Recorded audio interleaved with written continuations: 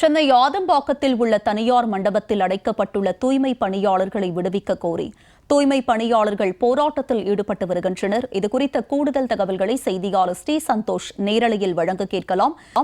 ஸ்ரீ சந்தோஷ், சொல்லுங்க, தற்போது தூய்மை பணியாளர்கள் போராட்டத்திற்கான காரணம் என்ன? எத்தனை பேர் இந்த போராட்டத்தில் கலந்து கொண்டிருக்கிறார்கள்? வணக்கம் உமா. தூய்மை பணியாளர்களுடைய போராட்டம் என்பது தொடர்ந்து அவர்கள் நடத்தி வந்தாலும் அவர்களுக்கு செவிசாய்க்கவில்லை இந்த திமுக அரசு என்றுதான் சொல்ல வேண்டும்.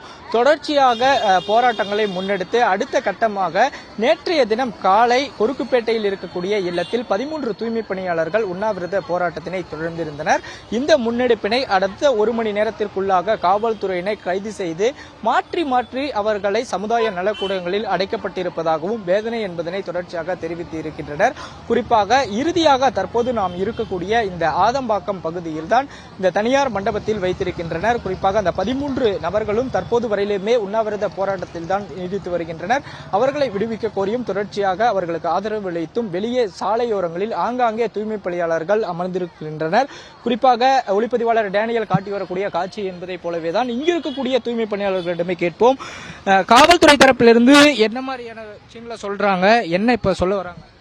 இன்னும் எங்களுக்கு எந்த இதுவும் சொல்லலை. தோழர், என் பேர் வணக்கம். நான் 57 டிவிஷன்லேருந்து ஜோன் 5ல என் பேர் கல்பனா. நான் இன்னும் எங்களுக்கு எந்த முடிவுமே சொல்லலை. தோழர் 12 பேர் இருக்கிறாங்க. ஒரு தோழர் ஹாஸ்பிட்டலில் இருக்கிறாங்க, உண்ணாநிலை தோழர். ஆனால் இங்கே எங்கள் போராட்டம் தொடரும்.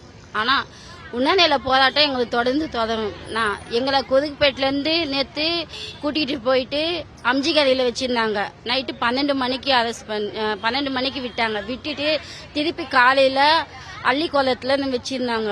திருப்பி அங்கேருந்து பொஷவக்கம் சத்தத்துக்கு மாற்றினாங்க. திருப்பி அங்கேருந்து இங்கே ஆரம்பக்கம் மாற்றிக்கிறாங்க. எங்களுக்கு எங்களோட வாழ்வாதாரம் நாங்கள் கேட்குறோம். நாங்கள் எதுவுமே கேட்கல. எங்களோட வேலை எங்களுக்கு வேணும் தோழர், வேறு எதுவும் வேணாம். எங்கள் சம்பளம் எங்களுக்கு வேணும். எங்களோட கஷ்டம் இதுதான். எங்களோட கோரிக்கை தான் நாங்க கேட்கிறோம். எங்க தோழர் பாரதி என்ன எங்களுக்கு காது குத்து கேட்க மாட்டோம். நாங்க என்ன தப்பு பண்ணோம்? நாங்க அப்படி என்ன தப்பா என்ன பேசியிருந்தோம்னா எங்களை மன்னிச்சிருங்க. நாங்க வேற எதுவும் கேட்கல. எங்க வேலையை எங்களுக்கு கொடுங்க. நாங்க என்ன தப்பா பேசினா எங்களை மன்னிச்சிருங்க. நாங்க கையெழுத்து கூட கும்பிடுறோம் எங்களுக்கு. ஏன்னா தனிக்கா அரெஸ்ட் பண்ணி போட்டுக்கிறதுக்கு எங்களுக்கு மனசு என்ன சொல்றது மனநலம் அழுக்க ஆயிடுவாங்க. எங்க ஜனத்தை நாங்க காப்பாத்துக்குள்ள எங்களுக்கே மனசு கஷ்டமா இருக்கு. ஏன்னா யார் என்ன பண்ண போறாங்க, என்ன போறாங்க எங்களுக்கே தெரியல. இனி இப்ப 2வது நாள் போராட்டம் பண்றவங்க இன்னைக்கு ஒருத்தவங்க ஹாஸ்பிட்டல் அட்மிட் பண்ணிருக்காங்க. சப்போஸ் அவங்களுக்கு எதனா ஒன்று ஆயிடுச்சுன்னா யார் பதில் சொல்றது? இப்ப எங்களையே வச்சு கொஞ்சம் காது குத்து எங்களை கேட்கணும், கொள்ளணும். நாங்களும் மனசால் தானே இத்தனை நாள் நாங்க போராட்டம் தொடர்ந்து தான் இருக்குது. இன்ன வரைக்கும் எங்களுக்கு என்னன்னு பாத்தீங்களா? நாங்க எதனா ஒன்று பேச மாட்டோம், பதில் பேசுறீங்க, ஏதாச்சும் ஒன்று பண்றீங்க. நாங்க எல்லாம் தப்பா பேசணுமா?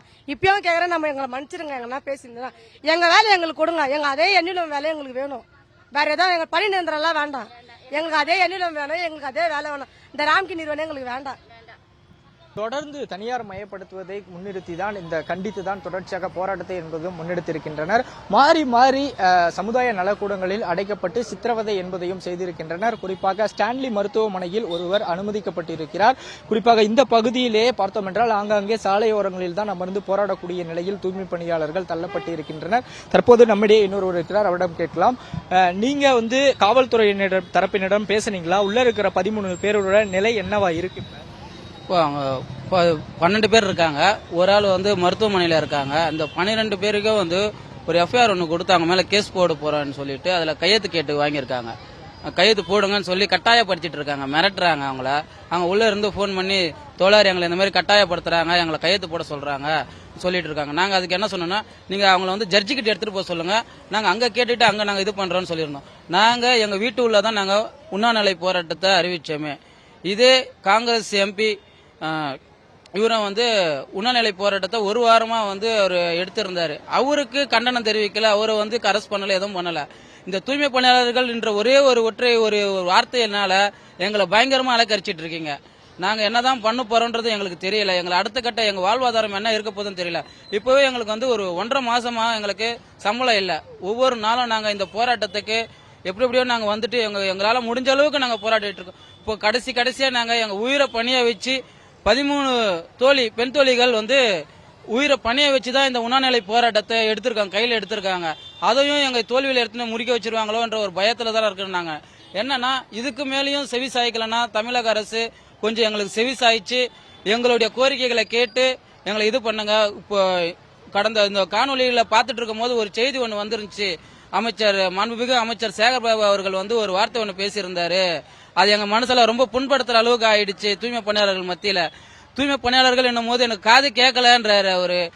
தூய்மை பணியாளர்கள் போராட்டம் என்ன சார்ன்னு கேட்கறாங்க. எனக்கு குடிப்பழக்கம் இல்லைன்னு கேட்க சொல்றாரு அவரு. நான் குடியை விட்டுட்டேன்னு சொல்றாரு. சார் இல்ல சார் தூய்மை பணியாளர்களுடைய போராட்டம் சார் என்னும் போது அவங்கள பத்திலாம் பேசாதீங்கன்றாங்க. நாங்க என்ன அவ்வளவு தீண்டப்பட்ட ஜாதிகளான்றது எங்களுக்கு தெரியல. நாங்க பட்டியலினத்தர்கள் தான், நாங்கள் அருங்கதியினர் தான், நாங்க தாழ்த்தப்பட்ட ஜாதி தான். எங்களுடைய வாக்குறுதிகளும் உங்களுக்கு சிங்காசனத்தில் அமர வச்சிருந்தது. இப்போ நாங்க சொல்றோம் ஐயா எங்களோட கோரிக்கைங்களை நீங்க நிறைவேற்றுங்க. நாங்க தாழ்மையா தான் கேட்டுட்டு இருக்கோமே. நாங்க அமைதியான முறையில தான் நாங்க போராட்டங்கள் பண்ணிட்டு இருக்கோமே. காவல்துறையால தான் நாங்க அச்சுறுத்தப்படுறோமே. எங்களை வந்து அலக்கரிக்கிறாங்க. இங்கேயும் அங்கேயும் போட்டு எங்களை வந்து என்ன பண்ற சின்ன பின்னமா ஆக்கிட்டு இருக்காங்க. நாங்க இங்க முழுக்க பெண் தோழிகள் தான். அதனால வந்து எங்களுக்கு ரொம்ப இது பண்ணிட்டு இருக்காங்க. நிச்சயமாக குறிப்பாக உயர்நீதிமன்றத்தில் வழக்கு தொடரப்பட்ட போதே குறைந்தபட்ச ஊதியமாவது தூய்மை பணியாளர்களுக்கு வழங்க வேண்டும் அப்படின்ட்டு உத்தரவு பிறப்பிக்கப்பட்டது. அது பற்றி மாநகராட்சியில என்ன மாதிரியான கோரிக்கைகள் வந்து உங்களுடைய கோரிக்கைகள் செவி சாய்க்கிறவர்கள் பதில் கொடுத்தாங்களா இல்ல என்ன சொன்னாங்க? கோர்ட்ல வந்து என்ன சொல்லியிருந்தாங்கன்னா இவங்களுக்கு அது கொடுக்கணும், நீங்க புதிய ஒப்பந்தங்கள் போடுங்க, தனியார் மையத்தோட புதிய ஒப்பந்தங்கள் போடுங்க. அந்த ஒப்பந்தத்தை பத்தி இதுவரையும் பேசவே இல்லை. வாய்மொழியா வந்து நாங்க தரேன்னு தான் சொல்றாங்களே தவிர அவங்க புது ஒப்பந்தத்தை இன்னும் இதுவரையும் போடவே இல்லை. அவங்க தொடர்ச்சியாக இவர்களுடைய போராட்டம் என்பது நீடித்துதான் இருக்கும் என்றும் கோரிக்கைகள் நிறைவேற்றும் வரை எத்தனை பேர் சிறையில் இருந்தாலும் அவர்களுக்கு ஆதரவு அளித்து தொடர்ச்சியாக இந்த பகுதியில் தூய்மை பணியாளர்கள் ஆங்காங்கே அமர்ந்திருக்கின்றனர். இவர்களுடைய கோரிக்கைகள் நிறைவேற்றும் வரை இங்கிருந்து கலைந்து செல்ல மாட்டோம் என்ற உறுதியையும் குறிப்பாக தூய்மை பணியாளர்கள் எடுத்திருப்பதும் குறிப்பிடத்தக்கது. போராட்ட களத்தில் இருந்து விரிவான விவரங்களோடு இணைந்தமைக்கு நன்றி ஸ்ரீ சந்தோஷ்.